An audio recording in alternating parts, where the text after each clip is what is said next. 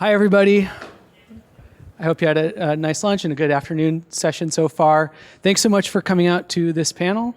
There's a lot you could choose from, so we're honored that you're here. We'll hope it'll be worth your while. So I'll just start with a quick round of introductions. I'm Daniel Hadley. I'm the Chief of Staff in the city of Somerville, Massachusetts, a city right outside of Boston with about 80,000 people, and this is our mayor. How y'all doing today? I'm Joe Curtatone. I'm the mayor of Somerville, Massachusetts. I'm excited to be with all of you here today. I'll pass the mic down. Hi, everybody. I'm Denise Taylor. I'm the Director of Communications and Community Engagement for the City of Somerville. Hello, and I'm Sky Stewart. I'm the Director of Somerstat, which is the Mayor's Office of Innovation and Analytics. Thanks. Now, if we could do, just by kind of show of hands, just a little introduction of you all. How many of you are from cities, towns, state governments? All right, good showing. How many are from, kind of civic startups or work in the tech sector generally? All right, and who am I missing out? Grad students, the rest, the miscellaneous category? All right, great. Nice mix, that's perfect. So what we're gonna do today is go through some of our tips for pitching to government and working with government. And then we're going to take some time at the end to kind of dig into it on a smaller group level and kind of practice it amongst ourselves. So hopefully it'll be nice and interactive. And what I want to encourage too is if you have comments or questions as we go through, please don't hesitate to stop us because we'd like that interaction, that back and forth. So that's the kind of logistical overview. And I think I'll kick it off to the mayor to kick things off. Thanks, Daniel. Well, I actually I have a little energy because I slept in the whole flight that just arrived about an hour ago. So I don't know what time it is. I don't know if this should be almost like 10 ways to date your public official. Are the mistakes? So tell you a little bit about Somerville. We're the most densely it's a lot like Oakland actually in this area. The most densely populated city in New England. We border Boston, Cambridge. We have friends from Boston here. Somerville's kind of like the Brooklyn of Boston. We're closer to downtown Boston than most of Boston. And what's happening in terms of the tech environment is so robust and provides so many opportunities. And to be here with all of you to collectively think and embrace the approach of CivTech or technology to improve public institutions' ability to service their clients, their constituents. I'd like to think of it, how do we align governance and leadership with visioning and planning, community empowerment and technology deployment? Such incredible opportunities. To have this conversation 10 years ago was unthought of. Even in some cases, and we'll talk about in these lessons or these stories, some of the suggestions I'll give will be more stylistic. Some will be how to leverage the technology and data that you hold in your hands to move a different way of thinking in our public institutions. But Somerville, we're not just consumers of technology.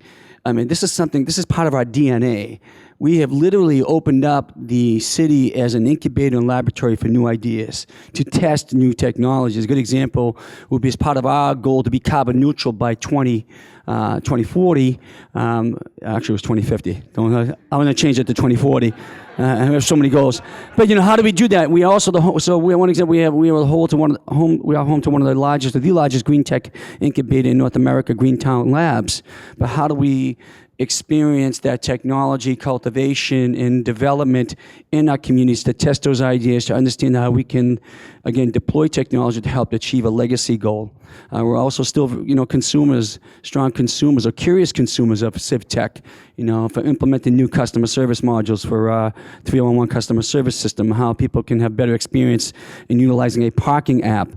So many important opportunities, but for us, it's really being a curious consumer and opening up the city as a lab to test those ideas, to utilize data on a real-time basis, to leverage that technology and data to make important change in our community, to grow community and take on important legacy issues. So, kind of like, I guess when you're pitching your first date and you're asking someone you like, you want to go to the prom or something. If it doesn't work out, it's not you, it's us. When you're coming there, it's typically going to be us. Because again, in the public sector, where I've been for the last 20 years, there's still so much opportunity, so much that has to be moved in terms of thought. And could be frustrating from someone who's on the tech side is, we can offer so many solutions, so many mechanisms to help you serve your constituents better, to deal with an important legacy issue in your schools, or to utilize your resources more effectively, more efficiently, and you don't take it. And I'll talk about how to get people off that dime from my experience, having been a mayor now for 12 years in public office for 20 years. And the typical mistake, I guess it's more stylistic, is not using that data, not hitting us in the face with the data right away. You need to use that data that you hold, or the opportunity you hold, to create a constructive disequilibrium, to get people off the back of their chairs, on the edge of their seat, like me, to say, well, how do we do it? And kind of and that's really important. Because typically we live in a world in public office where we like to default that the world revolves around the four corners of a budgetary document or a community's financial status. Well, that document doesn't tell you anything about your city, about your school district, about your region. Is it a great place to live, work, play, raise a family? Do your constituents really have access to accurate, courteous type of data that any consumer should have the ability to grab hold of? We have to break public officials out of the static mold as sort of these fiduciary watchdogs to think more abnormally and more curious on how to deploy technology to service their customers better, to achieve community goals more effectively, to empower community from everything from planning to parking to capital management and financial responsibilities. The other, along with that, is not making a specific ask. Coming into a mayor's office, and I'm sorry I missed the mayor of Oakland. I know she's a superstar, and I'd love to meet her. But going in her office or mine, I guarantee you, if you're not asking within the first 30 seconds what you want, what you're there for, you're going to start losing me. Now, I have undiagnosed ADHD, for me personally. When you come see me, I want to know in the first minute what you want. And a good way to be like, Mayor, we know you're having an issue around, you're trying to find the most dynamic customer service app for this department. We have it. Here's the data that shows what we can do. Bang, bang, bang. Here's what we can deliver right off the bat. Then go into your story. But the data you have there, without even getting into the rhetoric of what you want to say, the data is extremely powerful. Data moves people off the dime. It gets them on the edge of their seat. It makes them want to do things. It helps people understand their role in taking on many adaptive challenges beyond the technical challenge, but how to utilize a technical solution to take on an adaptive challenger. So not using that data that you have, wasting too much time telling me about yourself. Hit us with the data. Hit us right in the face. Hit us right away. Because there's so many problems we need to solve at every level of every public institution in every state and region in this country alone. We like to comfort ourselves, default ourselves back into the budgetary piece. That data will push us in the right direction, to think a little bit more creatively, to think more abnormally. Okay, at this time, I'm going to come back up. I'm going to pass it off to Denise Taylor to take it from here. So certainly we know that those of you who need to pitch us are trying to be efficient, making the most use of your time. So you might be making a lot of cold calls without doing a lot of research before you call. But sometimes just a little bit of extra looking into who a city is, what they're doing in the area where your tool is serving can really make the difference between connecting with us, getting to us to adopt your tool, and not having it be a missed opportunity for working together. So I can give you a couple examples about what I experience on a regular basis in terms of people not researching before they call us.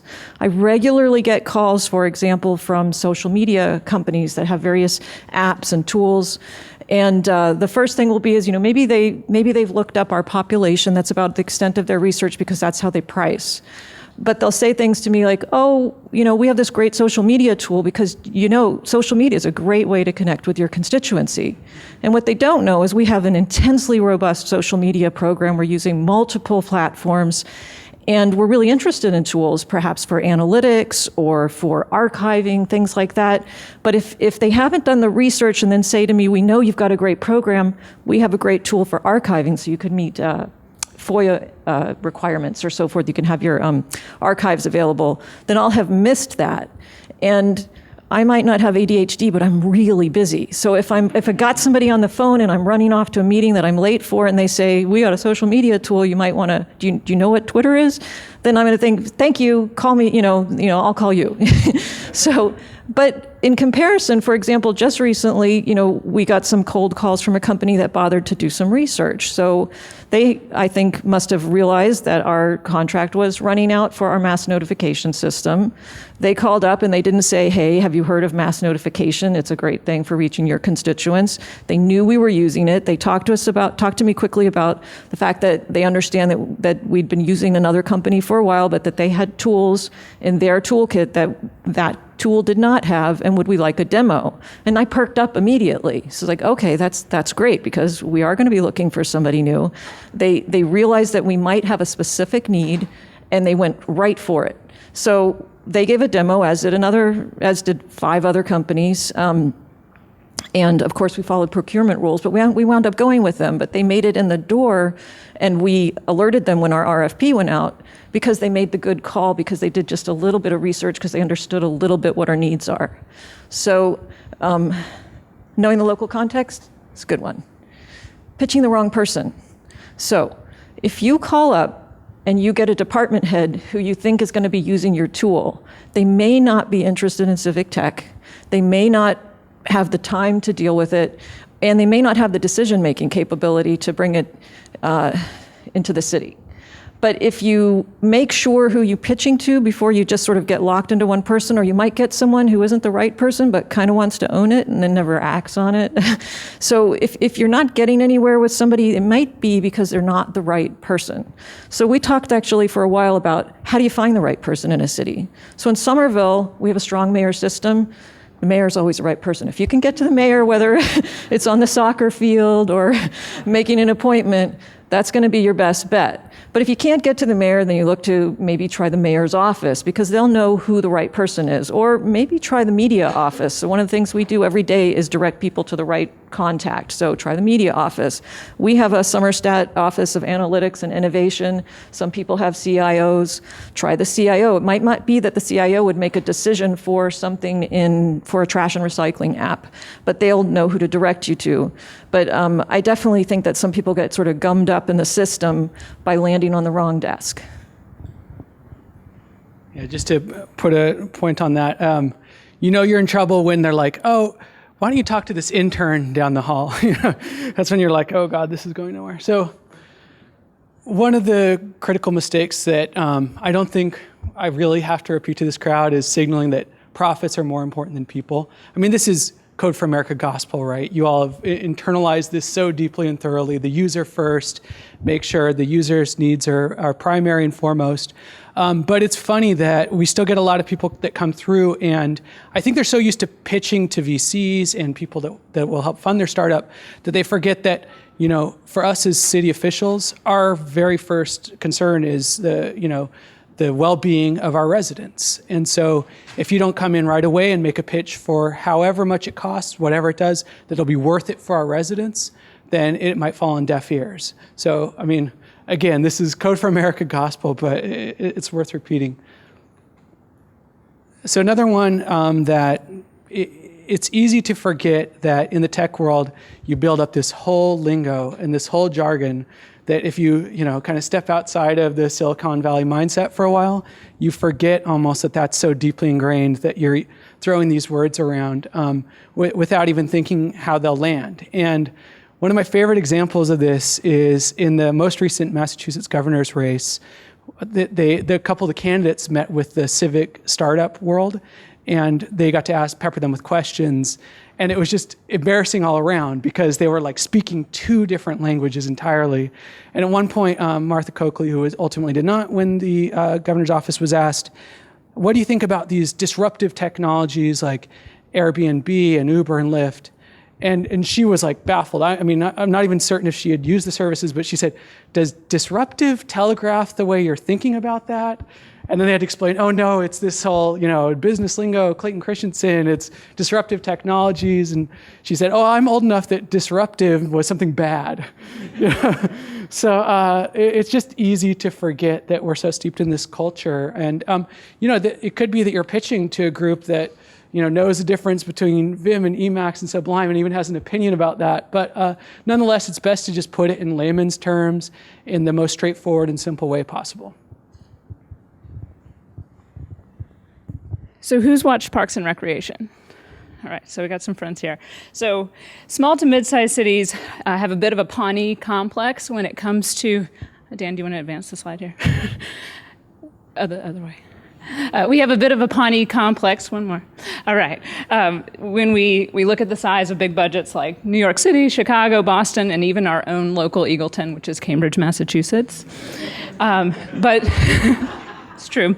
But small to mid-sized cities do want to be involved. We want to be innovators, and we want to invest in civic tech, particularly when it's an opportunity to improve service delivery and resident engagement. So consider, when you're making a pitch, developing a pricing model that lowers the barriers to entry for small and mid-sized cities to participate, because ultimately there are far more of us than there are of the megacities. And the next mistake that's that we frequently see is not knowing the cost of doing business in a municipality. And we're not talking about bribes here either. We all know that governments don't move quite as quickly and can't purchase goods and services quite as quickly as the private sector. But even when cities want to actively facilitate civic tech partnerships, there's still regulatory realities that we have to work within. So you can strengthen your pitch when you demonstrate that you're aware of procurement regulations. You've done your research about competitive thresholds, competitive bidding thresholds within the state that you're looking at. If you've explored some collaborative contracts or state procurements, many states allow municipalities to purchase goods from state contracts or from quasi-governmental or non-governmental collaborative procurements. And if you can find those that work with the application or technology that you've developed, that really can speed up the process. And also being aware of the budget development timelines. So in lean, small city budgets, we don't have a whole lot of discretionary spending just available for pitches to be able to say, okay, we can fund that today. But if you are aware of the budget development timeline, departments can help build that into their budgets beforehand for the next fiscal year. All right. So cities love friendly competition. We must have put the word friendly because we're on the left coast today. That's bull. I want edge, in your face. We want to win. All right, that's where I come from. Somerville was known as Slummerville when I was growing up. I don't care about friendly competition. I want to be first, and I want to stick it in the next city's face and say, this is what you ought to be doing. We want to be the standard. I'll be quite candid on that point. Okay, so that's really important. So if you come into my office, and I'll tell you, if we left here, and all you have to say is two things to me personally. And I'll tell you to other mayors too, but to me personally, you say, this idea is ridiculous. It is crazy. It is abnormal. Our administration is successful because we've cultivated a culture of abnormality and a passion for curiosity. Tell me it's whacked, and nobody else does this. Nobody dares to do it. I'll buy you a drink, 5, 10, 20 of you, and I'll guarantee you most of your ideas will get tested in my city. Not a problem. So we like more than friendly competition. That's too nice. We want to win. All right, and most places do.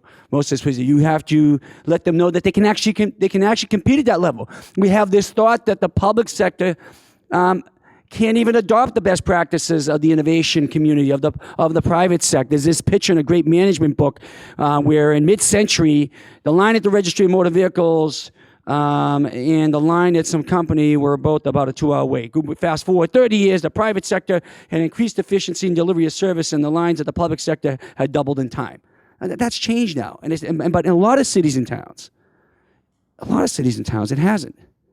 Because we still default back, well, we're not customer service delivery people. We got to balance the budget and improve our bond rating. Okay, it's not your opportunity. You can make them be competitive. Look, there's a value in that. And, a good thing to do is collaborate before you build and say, this is what you're going to do for your city. Tell me what you want to do. Or lie to me. Tell me you haven't built it completely. And you're going to collaborate first. There's so many, in a place like Somerville, environments, communities like that. Most city regions around the country now, there are embedded tech atmospheres, environments, collaborators, activists in the tech community, incredible movements, even around the maker and artisan movement, which really complement well that there's a great opportunity for collaboration. I mean, we may have other ideas in Somerville, for example, that your particular thought or technology or product could be enhanced, or we may explore even greater areas of opportunity in our city. So don't be too narrow in the approach. Okay, well, we can go back to that one. That's a good one. So, do you want to close this out? I'll do it. But hey, let me just say before this, Sky said there are more of us than the big megacity. That's true. That's true. Like San Francisco, this region, the Boston area, they're very provincial boundaries. The country's made up of more medium to smaller sized cities. The mistake people make when you go to these large, I'll tell you, and I'm a member of these organizations, U.S. Conference of Mayors and all those places there, pitch your product, you're going to try to go right to the big cities. Well, there's a lot more here, medium to small, than there are there. And the medium to small cities need to leverage their resources for greater opportunity because they have very few of those resources, little less flexibility. And when you go to places like Somerville and Smarter, because Somerville, for instance, it's density, it's diversity, it's housing stock or the way the streets are made up, you can extrapolate your ideas and results to so many inferences and other opportunities for cities around the world. I mean, we've seen this in Somerville, for example. We have partnerships. We're about to make a big announcement at the Smart Cities Conference in Barcelona with Audi, because Audi sees, they wanted to think about the future of mobility as it reconciles with the future of urbanization. Somerville's a great test lab for that ideas. Plus, we marketed the city as a test lab for new ideas, what we're doing around the green technology movement as well. So don't dismiss, don't make the common mistake that everybody's going to go to the same trough. The opportunity is at the medium or smaller size cities.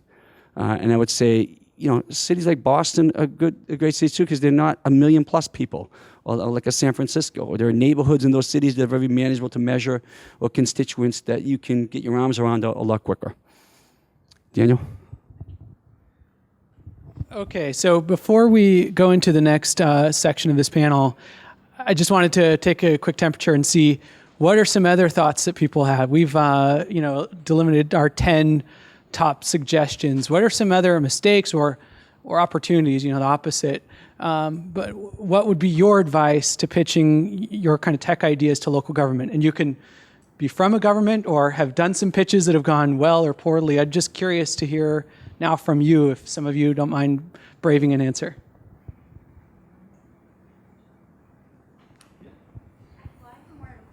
Oh yeah, go ahead, please.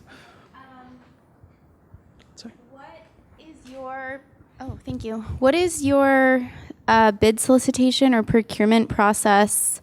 What kind of criteria do you have that maybe would favor a startup as opposed to an established vendor?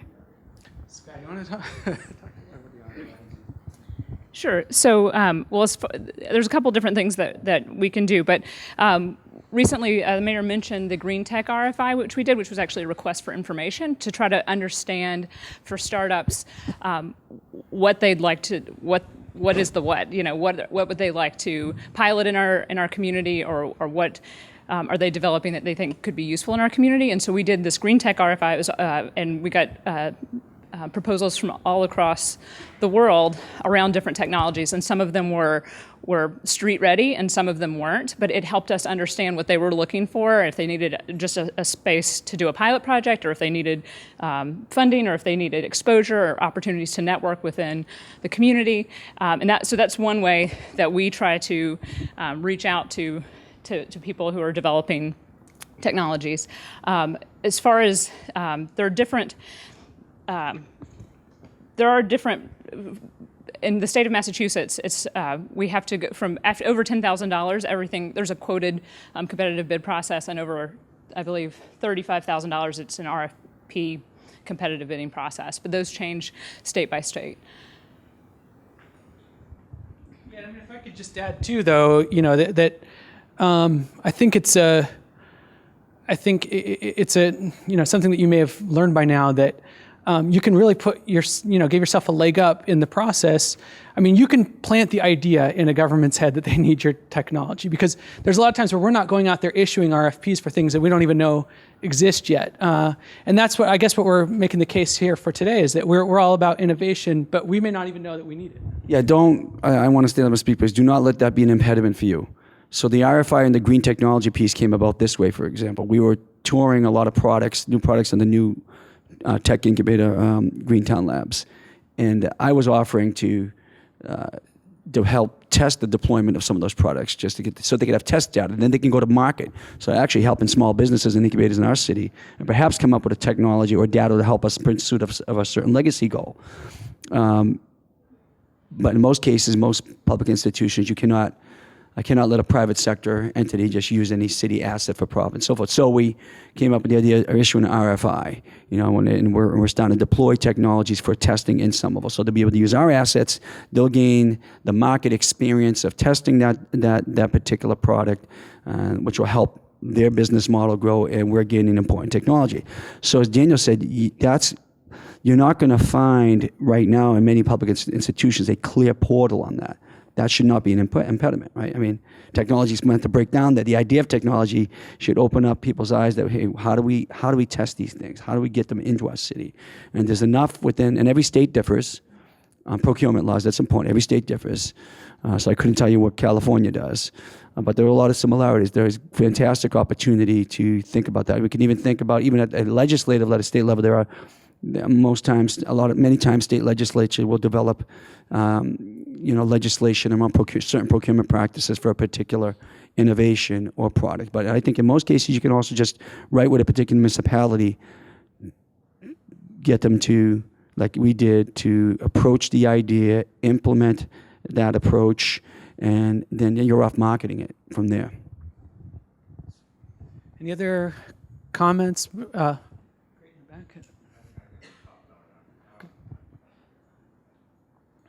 So I work at MapLight. It's a nonprofit in California, and we gave away our software to the Secretary of State. And so with that, there's legislation to actually change the procurement process for campaign finance in California. So we found out making it open source and giving it away at first was a good approach. Actually, yeah, I would second that. There have been a few technologies that start as, we'll give you the pilot. You start out for free. Get them addicted. You're kind of like our drug dealers here. Try this out, guys. Okay, any other? Yeah, in back. Hi. So this is a softball question, but Mayor, can we keep it real for a sec? You better give your disclosure first. Okay. I've never met this man in my life. So sometimes when technology comes in, it's really great and it's really innovative and it can do a lot. But operationally on the inside, it's really hard. It's really hard to put together or change the department that it's going to be adopted in. So here's a softball, right? I would love to hear what your management style is when you're faced with making some operational inside baseball change, when you want to bring... Maybe you want them to answer that, the three next to you. You want me to answer it? They might give you a more candid response. But let me add. So first, did you finish? Anything else you want to add to it? Nope. Okay, so in most cases, that has to come from the top executive in any organization. When we were developing our staff program using real-time analytics and data to adopt a new management model and approach to delivery of services and holding our department heads accountable when we evolved summer staff, it came from the top. We're going to develop and implement 311. This is what we're doing. And the same thing here is I'm going to just pass the mic off to Daniel and Sky and Denise because they know I don't hold any grudges. They can speak candidly about my management style. Yeah, talk to me afterwards. No, what's so great about Somerville is it's a city that where innovation comes first, and so. Yeah, I mean, first thing he says is be abnormal.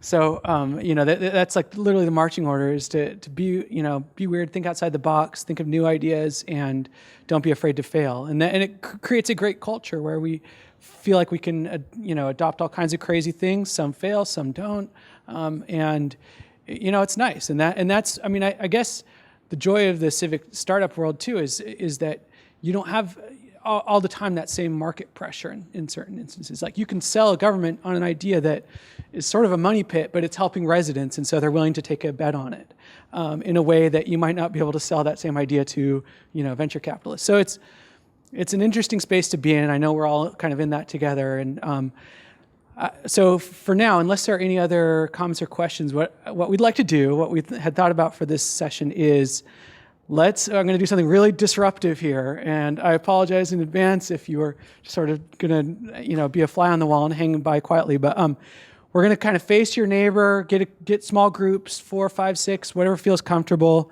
and we're going to have somebody in the group or some buddies, however you feel like doing it, pitch an idea, and kind of have that in mind, some of these tips, but pitch like you're pitching to a government, and kind of talk about that. So the alternative is, if none of you is working on anything that you want to pitch, then think about something that you use on a daily basis and pitch that. Maybe you're the first one on Slack or whatever. Pitch why that's worth adopting in the government context. And so after we've done that, then we'll kind of talk about it in a larger group session, or alternatively, pitch to your screen, pretend like you're talking to someone and just write an email. That's fine too. But let's try to get some group activity going here, and then we'll check back in a few minutes. So yeah, we'll give it some 15 minutes or so and check back in after that. And we'll kind of circulate a little bit like sharks. I always love these situations because there's lots of awkwardness and tension when you first force everyone into little groups, and then at the end it's like you're pulling everyone away. So I don't want to stop any great conversations. Hopefully these will go on in the halls afterwards, and I fully expect that we'll get pitched by 30 of you looking to expand into the Massachusetts innovative small city market. But we wanted to really actually have someone come up and do a live demo here, a live pitch. So we'll give you all a minute to think about who's brave enough and wants to sell the audience on their company. And whoever wins, we have a novelty check right behind here for $1 million. So keep that in mind. But before we do that, does anybody have thoughts that you discussed in your small group where you're thinking, oh, here's a great... Yeah, please. So I think it's awesome that you guys are so into trying new things. And I'm curious for other governments who may not be as into doing new things, if there's any advice that you can give to kind of pry their minds open or other governments' minds open. So I think it's about plucking a value string whenever you're trying to sell something. I think they just don't know how innovative they can be. You're going to remind them of that in that conversation. You're going to hit them right off the bat. Again, you can create sometimes an adaptive, there's a technical challenge, there's an adaptive challenge. Adaptive challenge is getting someone to recognize that there's an easy technical solution and having them engage to moving their hearts and minds to implement a solution or try something new. And you have to pluck the value string. So you take an issue on a topic matter. Maybe it's an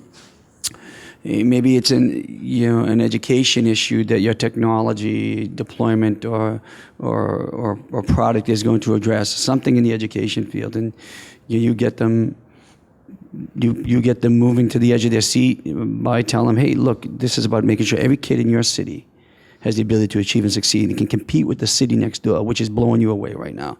This is how you get them to move and get them to move. Yeah, you're not going to solve all the problems in the world in one conversation.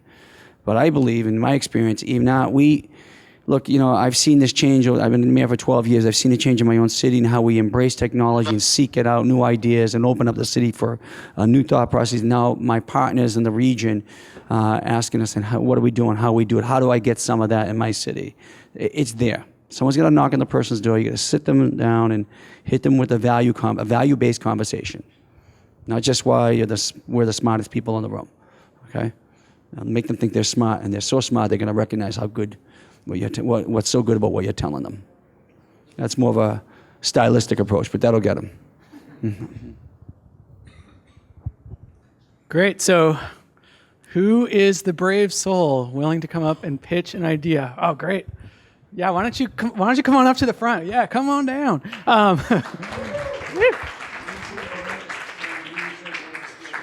Yeah. Does this work? Yeah, can I actually wire in? Because part of the reason I came to this talk is because we actually have been trying to pitch something to the city of San Francisco. And sure. Our goal is to give it away to everybody. So I don't know.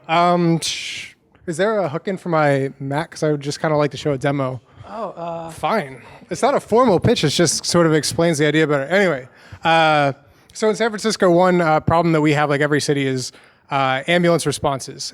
You want ambulances to get to your citizens as fast as possible.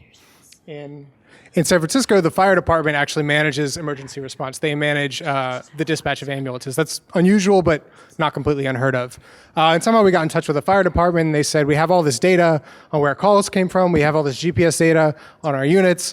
Can you figure something out? Because it's been getting worse. There actually has been a lot of press over the last couple of years in San Francisco.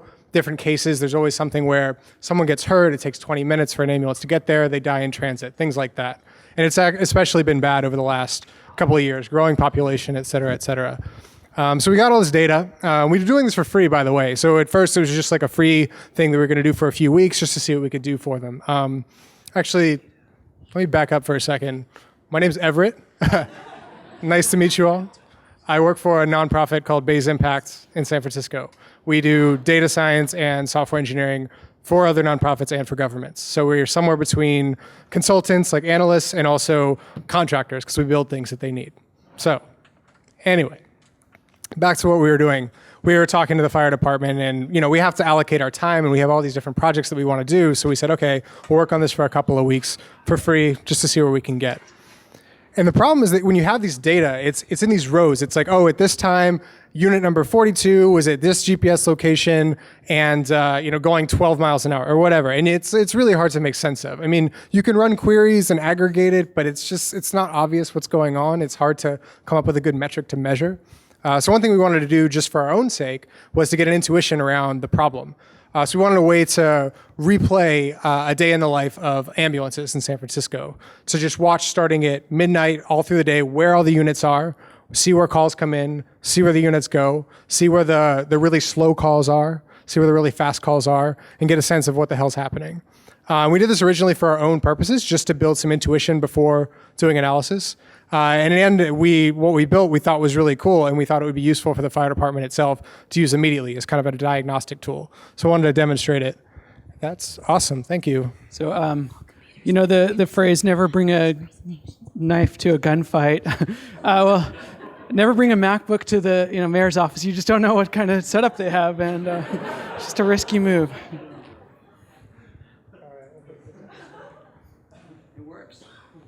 All right, so these are all the ambulances for a particular day in San Francisco. I'm going to zoom out. You see a little ambulance icon for each unit. You can see a dot pop up when a call comes in. I'm going to slow this down a little. So here's a call that came in, and the time above it is how long it's taken to get there. Sometimes there's GPS problems, so that you'll occasionally see them jump. All the grade 1 out units are currently being used. They're responding to a call or unavailable. The green ones are available to be dispatched, and the red ones are en route to a call. Sometimes there's a few missing calls. We definitely have found a lot of data issues. I don't think is this working? Yeah? All right. We definitely found data issues just in the process of doing this. We found all kinds of missing data problems, which were useful in their own right. But also in the process, you just kind of get a sense of what's actually happening. So I think this is 5 p.m. So there's two different dots you'll see. There's blue and red. Blue is a low priority call. And when that happens, the ambulance drives like a regular car. It doesn't use its sirens. It doesn't blast through intersections. It just goes. It's like, I don't know, someone fell down and they're hurt, but they're not about to die. And a red is actually a true emergency call where they go with the lights and everything like you're used to. So here's a true emergency call. And this timer starting, it's been 3 minutes and they got there pretty fast. That's good. Occasionally you'll see ones where it takes a long time. And if we see that happen, see here's a GPS issue. I don't know where that line's going. So I should have precompiled a list of bad call examples, but here, this one's taken like 10 minutes. In theory, this unit is attached to it, but I mean, you can see this guy taking forever. Oh, here's an example of one that's taking a long time. This is a high priority call, and it took 18 minutes to get there. So one thing I can do is I can just go back in time for maybe so I might actually cut you off here and just I'll get 30-second warning, or you want to ramp up the pitch? Sure, yeah. I had no intention of pitching anything today, so here's an example of a call that came in that was high priority. You can see that this unit gets assigned because it's way across the city. I'm going to ask you a question because I'm really curious about this. So tell me how this differs from typical GPS. It doesn't differ from typical GPS. Okay, but it's rarely used on the EMS. Is it not used only in San Francisco, in this region of the country? I mean, most cities, I believe, have GPS on their units. Is that not true? That's not true. Okay. Depending where you are. All right. Yeah. Have you checked out the East Coast at all? No, we see that's the biggest takeaway I had from that. I mean, I came here in part because, anyway, I won't get into it, but long political challenges to actually getting this in front of the right people within San Francisco to use. But we should just go to other cities who want to be better than San Francisco. Yeah, well, so yeah, for you, I mean, I'd go to the next town over. Yeah, we go and to I'd put it out Oakland. there, announce that such and such city, whether it's going to be Oakland or Edison or wherever, is going to be the first city to pilot this new technology. Bang. Yeah. I'd also tell you before you leave, give me a card, because I think in my city, and our cities, other than Boston, who deploys their own EMS, we don't, and some of them don't, we have a private contractor that works with our departments, and we might be interested in this type of thing. There are tons of cities that contract, they're private vendors that actually do the ambulance service. Yeah, you're saying you do or do not have GPS on your I don't units? think they do. I don't. But An ambulance? I don't know what they're using. I think the it can also be technology's part slightly of different. rolling it out. I mean, I figured this would be a good tool for like the day after, kind of like, an NFL team looks at the tapes from the game before. You just look at, okay, what happened yesterday? Let's see if we can figure out some problems in our dispatch process. Again, people look at there's static GPS. I can see where you're going now and where you're ending, but what's the data? What story does the data tell you down the road? What are they doing? So anyway, not to prolong the conversation. So if you were coming to me with this, so I'd be asking these questions. Well, tell me, but here's what I'm using for technology. How's it differ? Can you adapt this to some other service I have here? That went out right through my head right away. But also, I would tell you, there's 4 or 5 cities and towns around San Francisco. I go to South San Fran right now. Are they separate from San Fran in terms of that service? Yeah, I don't know. Well, I mean, we'd love to be interrogated like that. Honestly, it's really easy to get a reaction like, oh, this is great. We'd love to have this. Let's meet again with these other people in X weeks. And then that meeting doesn't happen. And so I want someone to ask pointed questions, because that means they're really thinking about how they would use it. And then we have to come up with answers. Well, it's great stuff. All right, thanks. So, thank you for doing that, Everett. And actually, seriously, don't go. I want to get your card before you go. Your email address then is fine. So, thanks for joining us in this session. We're certainly available to talk to you. What we've developed and some of what we've created is not. Well, the only thing that's been by design is, again, to have a passion for curiosity, to be abnormal, to willing to seek out new ideas, far and beyond, and new technologies, to open up our city to these ideas, into those thoughts, into those technologies. We didn't have a playbook going in other than these are the tenets of this would be the foundation of how we'd approach building the community, tackling legacy issues. But there's such ripe opportunity for you and what you do. One, to incredible economies that you could take advantage of, but also to do incredibly amount of social good in cities and towns and regions around the country. I will say this also: the important thing to understand is what the future will hold for us.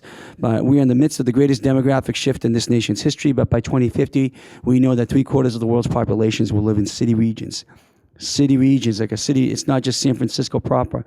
It's outwards. How many millions of people in those city regions? And the regions that can envision and plan for that future, understand how the deployment of technology will assist them in that plan, assist them in taking on major issues in how to service their populations, how to empower their populations, how to think about public health, and many, many other issues will be the ones that succeed.